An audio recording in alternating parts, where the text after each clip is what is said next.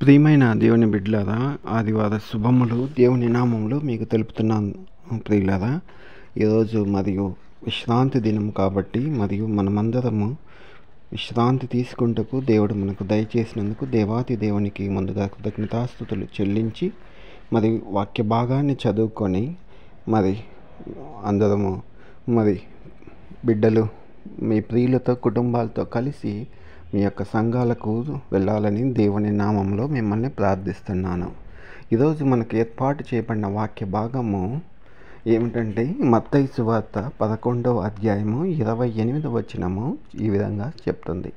ప్రయాసపడి భారం మోసుకున్న సమస్త జనులారా నా యొద్దకు రండి, నేను మీకు విశ్రాంతి కలుగజేస్తాను.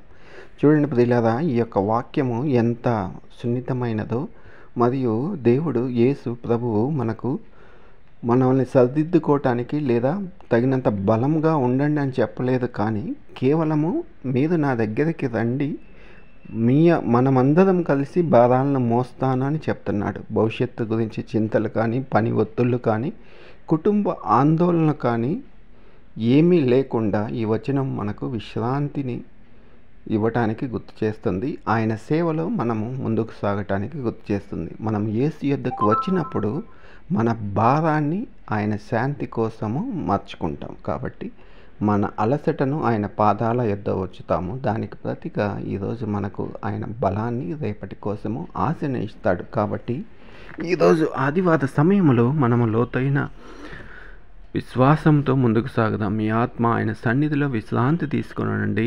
ఆయన ప్రేమ మీ భుజాలపై నుండి బరువును తొలగించటానికి ఉంది. కాబట్టి ప్రియులారా, ఈరోజు మరి ఆదివారము మరి దేవుని యొక్క సన్నిధానంలో ఉండి ఈ యొక్క వాగ్దానాన్ని గుర్తుంచుకొనమని దేవుని నామంలో మిమ్మల్ని ప్రార్థిస్తున్నాను. ఈ వాక్య భాగం దీవించలాగున ప్రార్థించుకుందాం. కళ్ళు మూసుకున్నట్లయితే, మమ్మల్ని అతిమిక్కిలిగా ప్రేమించిన మా పరలోక రక్షక దేవా, నీకే వేల కొలది స్తుతులు స్తోత్రం నాయన. ప్రభువా, ఆదివారము మాకు దయచేసినందుకు మీకే వేల కొలది స్తుతులు స్తోత్రం తండ్రి. మాకున్నటువంటి ప్రతి భారాన్ని, ప్రతి ఆందోళన, ప్రతి భయాన్ని మేము ముందుకు తీసుకొస్తున్నాం తండ్రి. ప్రభువైన యేసుక్రీస్తు నామమున మేము అడుగుచున్నాం తండ్రి. ప్రభువా, మేము అలసిపోయినట్లు కానీ అపనమ్మకంగా ఉన్నట్లు కానీ ఉన్నట్లయితే మేము మీతో ఉంటామని, మీరు మాతో ఉన్నారని, మాకు సమస్తాన్ని దయచేస్తారని మేము నమ్ముచున్నాం తండ్రి. మీ విశ్రాంతితో మమ్మల్ని నింపండి తండ్రి. నా మనస్సును పునరుద్ధరింప చేయమని వేడుకొంచున్నాం తండ్రి. మా ఆత్మలను ఉత్తేజపరచండి దేవా. ప్రభువా, మరి ముఖ్యంగా ఆదివార సమయంలో మరి అన్ని కుటుంబాలు తండ్రి, క్రైస్తవ కుటుంబాలు అందరూ కలిసి మరి నీ నామం స్తుతించుకోవడానికి వారి చర్చిలకు వెళ్ళుచుండగా వారిని దీవించి ఆశీర్వదించమని వేడుకొంచున్నాం తండ్రి. ముఖ్యంగా తండ్రి, మరి కొన్ని కుటుంబాలు అశాంతితో ఉంటుండగా నాయన, మరి అప్పులో ఆర్థిక సమస్యలు అయితేమి, మరి కుటుంబ సమస్యలు అయితేమి ఆందోళనగా ఉంటుండగా నాయన, కుటుంబ సమస్యలను మరి ఇరువురు కలిసి మరి బిడ్డలు అందరూ కలిసి సమాధానంగా మరి శాంతియుతంగా నీ నామంలో మరి తీసివేసే భాగ్యం దయచేయమని వేడుకున్నాం. మార్గాలు చూపించండి. ఆర్థిక ఇబ్బందులున్న కుటుంబాలకు తండ్రి మీరే సహాయం దయచేయండి. ఆ ఆర్థిక ఇబ్బందులను ఏ విధంగా తొలగించుకోవాలో వారికి మార్గాలు చూపించండి. కుటుంబాల్లో ఉన్న సమస్యలు తెలిసినాయన ప్రభువా, మరి యువకులైన బిడ్డలు, మరి పెద్దవాళ్ళైన వారు తాగుడు, మరి ఆన్లైన్ జూదాలు, మరి అనేకమైన సమస్యల్లో ఉంటుండగానైనా మీరే వారికి తోడు నీడగా ఉండమని వేడుకొంచున్నాం తండ్రి. సహాయం దయచేయండి.